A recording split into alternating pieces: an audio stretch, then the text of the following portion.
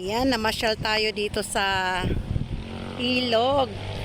May tubig na. Nung dumaan ako dito wala ng tubig. Ngayon nagkaroon na siya ng tubig, oh. May tubig na sila. Maano pa naman. Ang lawak ng ilog na to. Ilog ng Peñaranda. Ayan. Diba ang ganda ng ano. Dito yan sa ilog ng Peñaranda. Ayan.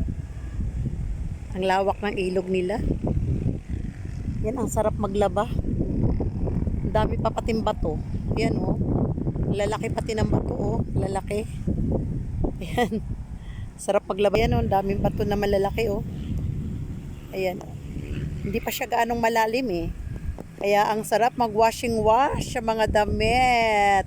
Libre tubig ka na. Libre lalagyan ka pa. Libre ka na rin ng sampayan. O sabon na lang ang dadalhin mo at saka yung labahan mong damit dito. 'Di ba? Ang lawak ng ilog ng Peñaranda, 'di ba? So, namasyal ako lang mag-isa. Inyong host. Oh my goodness.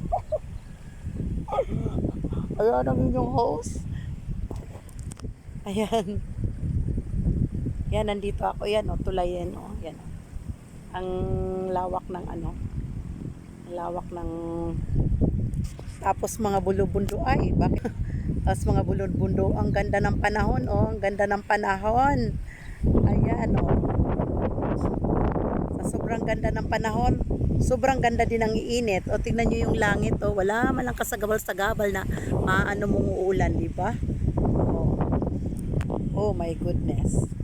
Nag-blur dahil sobrang ano ng liwanag ng araw. May nagpicnic doon banda, oh. Kuhanan natin sila ng zoom. Ayan. Nagpicnic sila, oh, 'di ba? Pwede magpicnic. Sos Marimar.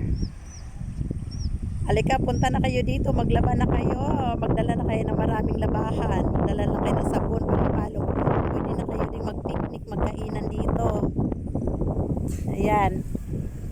Hindi na kayo problema ng planggana. Isang planggana lang ang dalhin nyo. Ayan, ang daming ano.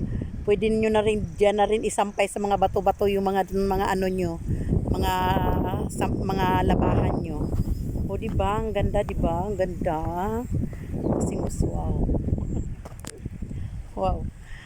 So ayan na mga kalungsod, ang may share ko mga kalungsod na pakainit ng panahon. Ewan ko ba bakit bigla na lang akong pumasyal dito mag-isa. Ayan, oh. O di ba? Ang ganda ng ano, oh. Bigla lang akong pumasyal mag-isa dito. Ayan. Ang ganda kasi, ang ganda.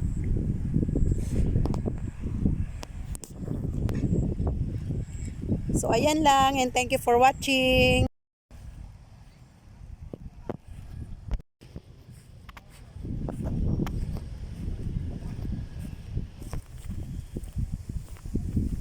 Ayan, mga bulong doki.